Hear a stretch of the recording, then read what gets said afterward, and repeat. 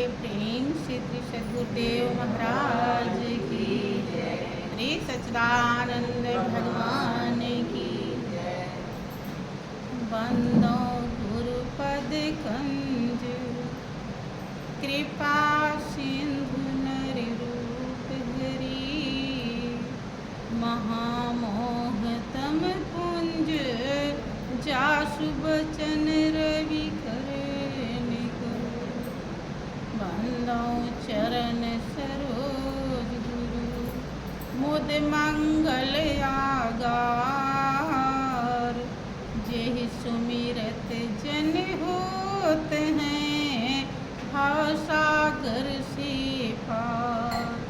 बंदो श्री गुरु पद कमल सच्चिदानंद स्वरूप जग तारणे कारणे प्रभु प्रगति धर नर रूप। परम पुरुष गुरुदेव जी शाश्वत शांति निधान बार बार दंडवत करूं सकल सुखों की।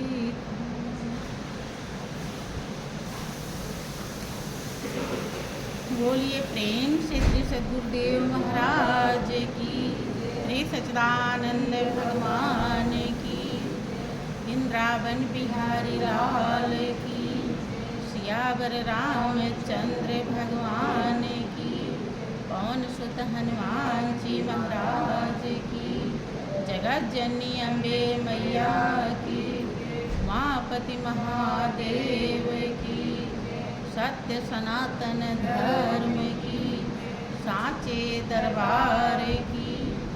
बोलिए प्रेम से सब संतों की जय।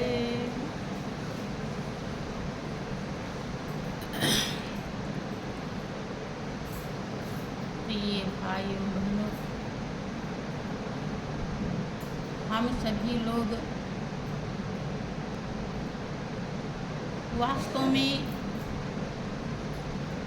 बहुत ही भाग्यशाली हैं, क्योंकि हम सभी जीवों को मालिक ने, परमपिता परमेश्वर ने, श्री गुरु महाराज जी की असीम दया और कृपा ने ऐसा मौका प्रदान किया।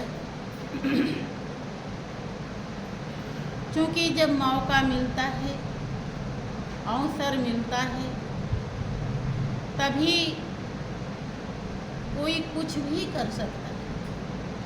अगर अवसर नहीं मिला, अवसर ही नहीं मिला, तो फिर हम क्या कर सकते हैं। उन पशुओं से पूछो जो खूंटे में बंधे हुए हैं, उनका अवसर खत्म हो गया है। फिलहाल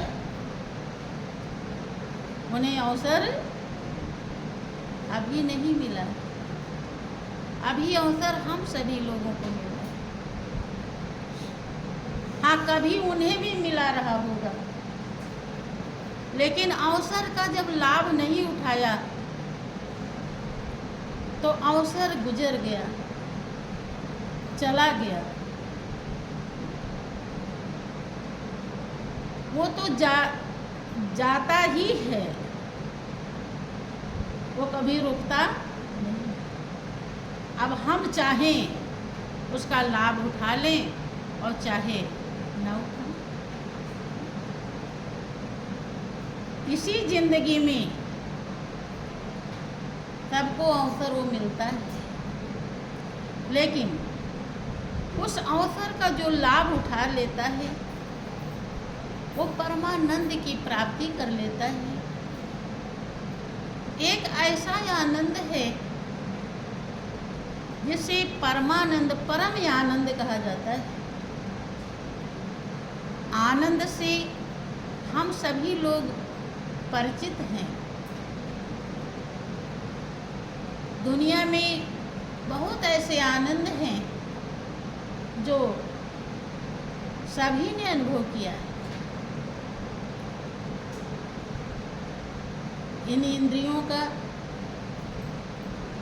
आँख कान नाक का, दिल दिमाग का, सभी ने कुछ ना कुछ अनुभव किया है। लेकिन वो आनंद जिसका हमने अनुभव किया है, उसी का अनुभव किया भी है और देखा भी है कि वो दुख में भी बदल जाता है।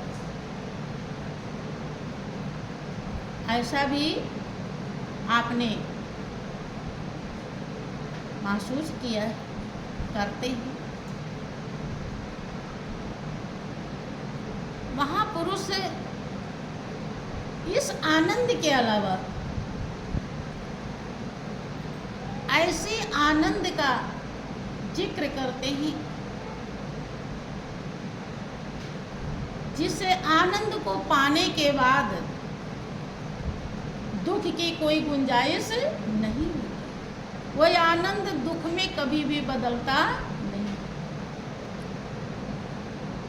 और सुख भी ऐसा है, महापुरुष उस सुख को सुख कहते हैं जो कभी भी दुख में परिवर्तन नहीं होता, बदलता नहीं। तुलसीदास जी ने जब उस सुख को प्राप्त किया तो उन्होंने अपने अनुभव को व्यक्त करते हुए समझाया है कि फिरत स्नेह मगन सुख अपनी, और नाम प्रताप सोच नहीं सपने। अपना सुख है क्या है, अपना आनंद क्या है, पूरी जिंदगी बीत जाती है, कौन समझ पाता है? जो इस अवसर का लाभ उठाता है, जिसे सत्संगी कहते हैं। वास्तव में जो सत्य को हमेशा अपने संग में धारण किए रहता है, वही है सत्संगी। आना और जाना नहीं, ये तो सत्य तक पहुंचने के लिए। सत्य को जिसने धारण कर लिया, अर्थात इस अवसर का लाभ उठा लिया, वही समझ पाता है।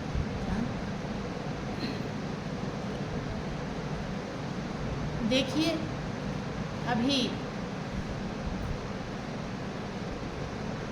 श्री भैया जी के मुख से आप लोग अमृतमयी वाणी का रसास्वादन कर रहे थे। हाँ, दिल से जो वाणी निकलती है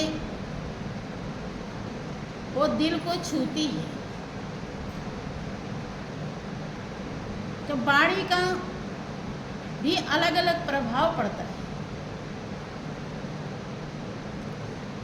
जो जिस वाणी को कहता है, अगर वैसा वो बनना चाहता है, बना हुआ है तो कहने ही क्या, लेकिन बनना चाहता है, बनने के लिए प्रयासरत है, तो भी वो अति भाग्यशाली है। उसकी वाणी जरूर कभी न कभी किसी न किसी को वैसा बना के ही छोड़े, इसमें कोई शक नहीं। और ज़्यादातर अनुभवी ही ऐसा कहता है। जिसको मालिक है,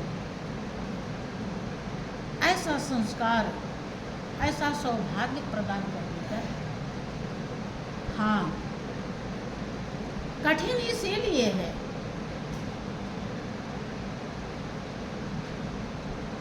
कि हम महत्व दे नहीं पाते, कम देते हैं। जैसे अभी आप सुन रहे थे कि हमको हर काम करते हुए सुमिरन करना चाहिए, ध्यान करना चाहिए।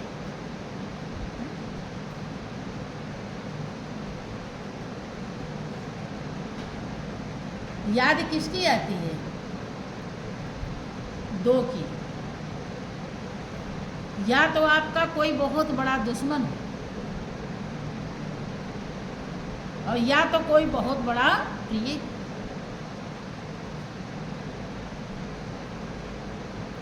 और जब याद आती है,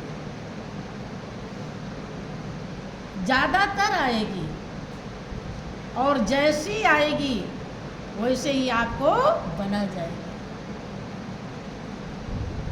दुश्मन की याद आएगी तो नख से लेकर चोटी तक डर भर देगी आपके हृदय में, या आप उसे लड़ने लाएगा तो क्रोध भर देगी, ईर्ष्या भर देगी। और नहीं है, आपको लगता है कि कभी भी वो मार सकता है, तो आप भयभीत हो जाएंगे, व्याकुल हो जाएंगे, बेचैन हो जाएंगे। लेकिन अगर प्रिय की याद आई तो हो न सके कि आंसू बहाने लगे, हृदय प्रेम से गदगद हो गया, गला भी रुध गया, आवाज नहीं निकल रही, अर्थात रोम रोम में वही नजर आ रहा है जिसकी आपको याद आई। तो इसके लिए अब परमात्मा से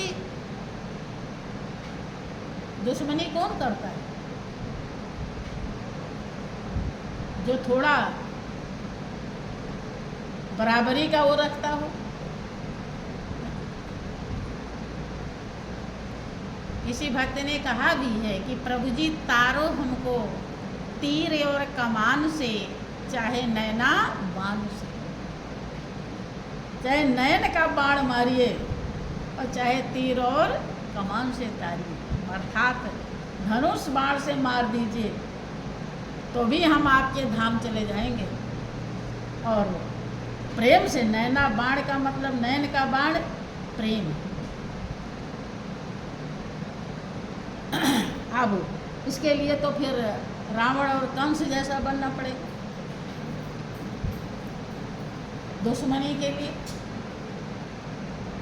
और प्रेम के लिए तो भक्तों का नाम सुनते हैं, ऐसा बनना पड़ेगा। एकदम एकाएक कुछ नहीं होता है, हमें शुरुआत करनी चाहिए। और सबसे मुख्य चीज ये है, ऐसा संस्कार बनाइए, ऐसी कर्म कमाई कीजिए, क्योंकि ये थोड़ा सा कहने से, जैसे आपको लग गया कि 2.5 घंटा हमको ध्यान करना चाहिए, तो आपने एक दिन भरपूर कोशिश करी, दूसरे दिन भी करी, पूरा कर लिया किसी तरीके से रो धो करके 2.5 घंटे, चाहे लड़ाई भी क्यों नहीं करनी पड़े, चाहे नींद में कटौती करनी पड़े, चाहे बहुत शरीर के दर्द सहने पड़े, कुछ भी हुआ, लेकिन अगर निर्मल संस्कार नहीं है तो फिर आप अपने ही स्वभाव में आ जाएंगे जैसे पहले थे। जब निर्मल स्वभाव हो जाता है, निर्मल संस्कार हो जाता है, तब यही ध्यान भजन स्वभाव में आ जाता है। इसीलिए आपको सेवा, सत्संग, ध्यान, सुमिरन इसीलिए बताया गया। ये मंजिल पर ले जाने के साधन है, ये आपके संस्कार चेंज करने के साधन है। जो पहले बने बनाए हैं अब कितना अच्छा है, उसमें कितना उल्टा है, ये तो आप खुद अनुभव करते होंगे। आप से ज़्यादा आपको दूसरा कोई नहीं जानता, आप ही जानते हैं। इसलिए आप जहाँ तक बने ध्यान करें अपने जीवन में कि हमारे पास 3 चीज़ें हैं, तन, मन और धन। आप हमेशा सुनते थे और महापुरुषों का अनुभव है, आपने अपने श्री गुरु महाराज जी के मुख से भी बहुत बार सुना होगा कि मन के हारे हार है और मन के जीते। मन, कभी आप मन से लड़ते हैं, कभी मन को समझाते हैं कि ये मन तो दुनिया में तो ये इतना बार पहुंचा, इतना कुछ किया, लेकिन तूने अपने लिए क्या किया?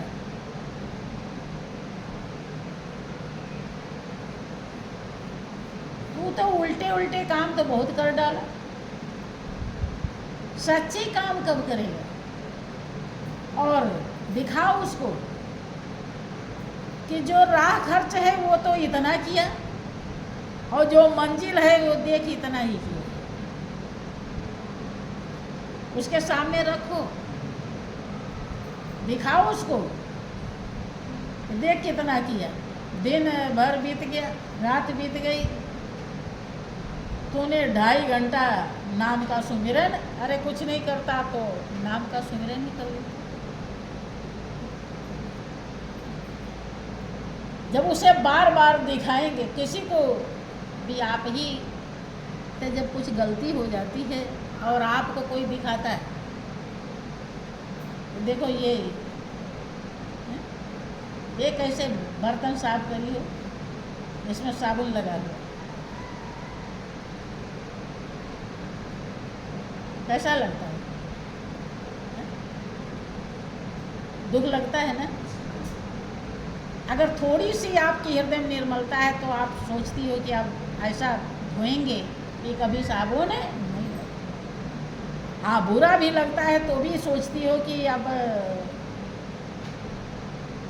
ऐसा काम करेंगे कि ये कहना पड़े। ऐसे ही जब मन को बार बार आप दिखाएंगे तो एक दिन ये सतर्क हो जाएगा।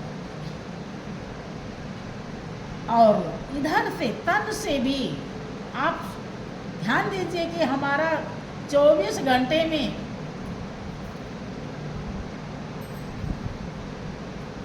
आपको ज़्यादा नहीं कर पाओ तो 1 ही घंटा तन से भी सेवा करना चाहिए।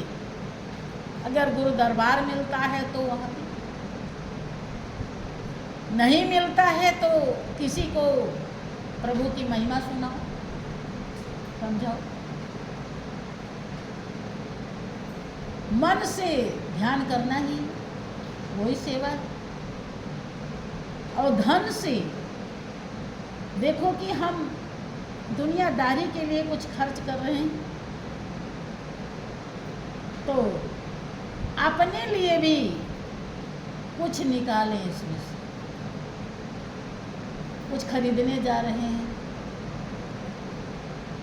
तो उसी में से सोच लें कि ये तो यहीं की यहीं रह जाएगा। बहुत अच्छी वाली साड़ी खरीद लिया, लेकिन कोई ज़रूरी नहीं कि पहन सके, चाहे वो 50,000 की क्यों नहीं। मालिक पहनने देगा तो पहन पाओगे, और नहीं देगा तो। लेकिन अगर उसी में से कुछ धर्म के लिए निकाल दिया तो वो कन्फर्म है कि आपका है, उसे कोई ले नहीं सकता।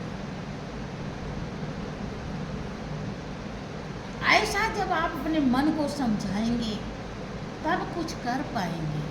ये आसानी से बस में आता नहीं। अगर आता तो कौन ऐसा है दुनिया में जो अपने को दुखी करना चाहता है? हर कोई अपने को सुखी बनाना चाहता है। अगर इस अवसर का लाभ उठाना चाहते हैं, यही है लाभ। और नहीं तो महापुरुष कहते हैं कि 184 भ्रम दिया, कोपे अटकाया है, और अब की पासा ना पड़ा तो फिर 84। देखो उदाहरण कितनी बार आप सुनते थे कि वो जड़ भरत जिन्हें मृग का हिरण का जन्म मिल गया था, उन्होंने आप लोगों से कम ध्यान भजन किया था कि ज़्यादा के नुक्ता के हेर फेर में खुदा जुदा हो जाता है। थोड़ी सी वो उनको प्रभु के चरणों में समर्पित होने का क्या कहेंगे, ना होने का एक प्रकार से भाव आ गया, समझ लीजिए। क्योंकि जब उन्होंने देखा कि हिरनी का बच्चा मेरे सामने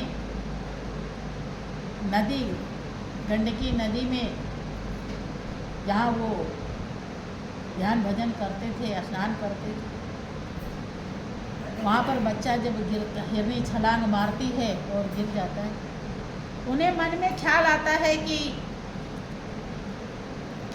प्रभु ने मेरे सामने ही बच्चे को जन्म दिलाया, तो लगता है कि मुझे ही इसकी सेवा करनी चाहिए। मुझे ही इतलाए को सुपुर्द कर दिया है, जिम्मेदारी दे दिया, ठीक है, करते रहे। लेकिन जब जाने का समय आया तो उन्हें ये सोचना चाहिए था, यही नहीं थोड़ी सी सोच मिला कि जब ये पैदा हुआ, गिर गया पानी में, तो जिस प्रभु ने मुझे खड़ा कर रखा था इसे संभालने के लिए, तो मेरे से ज़्यादा जिम्मेदार तो वही है ना। जैसा कि आप अपने श्री गुरु महाराज जी को प्रैक्टिकली देख रहे हैं कि उनसे इतनी सी ही गड़बड़ हुई कि जैसे चाहेगा वैसे संभाल ले। उन्होंने तो ये सोच लिया कि अब तो मैं जा रहा हूँ, इसका क्या होगा। इसका मतलब क्या है, पूरे किए धरे पर पानी फिर गया। क्या बनने से? जिम्मेदार। क्या बन गए? का मतलब क्या है कि हम ही सब कुछ कर रहे हैं इसके लिए। इसका अर्थ तो यही है कि मैं तो जा रहा हूँ, इसका क्या होगा। वही तो है जिम्मेदार। तो प्रभु ने कहा लो बस एक ही विचार आया और उसी के नाते हिरण बन गए। हाँ, वो कर्म कमाई थी, फिर निकलने का मौका मिला, लेकिन फंस गए थे। ऐसे ही हम सभी भी फंस सकते हैं। बचता वही है गुरु आज्ञा ही एक ऐसा किला होता है जहाँ काल और माया प्रवेश नहीं करती। उसमें हमें अपने मन को पूरी तरह समझा करके अनुभव करना चाहिए और उसे संभाल लेना चाहिए। संभालने की घड़ी है, मौका है। देखो, जब ब्रह्मानंद एक संत हुए हैं जिन्होंने ब्रह्म का आनंद पाया, जिस आनंद को हम सभी को जरूरत है। आनंद पाने के लिए ही हम इस दुनिया में आए हैं और श्री गुरु महाराज जी उस आनंद को आप पूरी तरह से प्राप्त कर लें, इसलिए इतने सारे साधन बताए, हर पल समझाते रहे, आज भी हरदम सीख दे रहे हैं।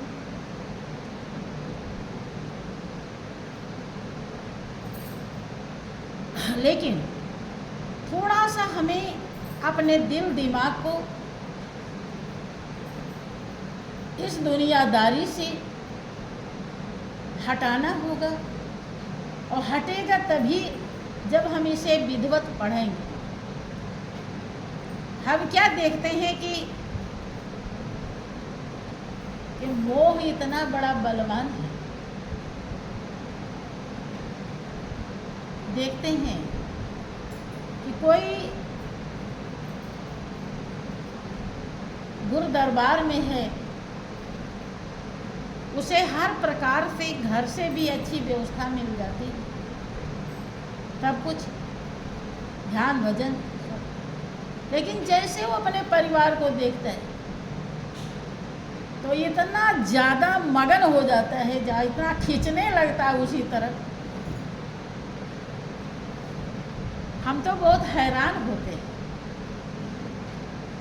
जैसे लगता है कि कितना दिन से नहीं देखा है।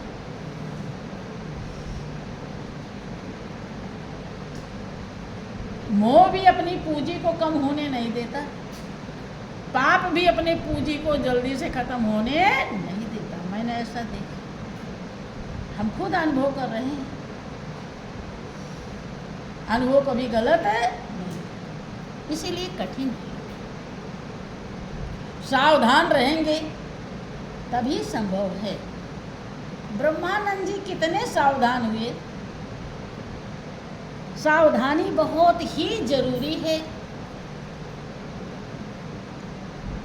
सावधानी हटी की दुर्घटना घटी। इसलिए क्या पता फिर आगे क्या प्रारब्ध बन जाए, कौन से संस्कार उल्टे आ जाए, फिर मौका मिल पावे कि न मिल पावे। तो कोशिश करिए कि दुर्गुण दोष सब दूर करेंगे, निकल चलो इस रेले में। जो मौका मिला है उसे हम पूरी तरह से लाभ उठा लें। उसके लिए सावधानी की ज़रूरत है।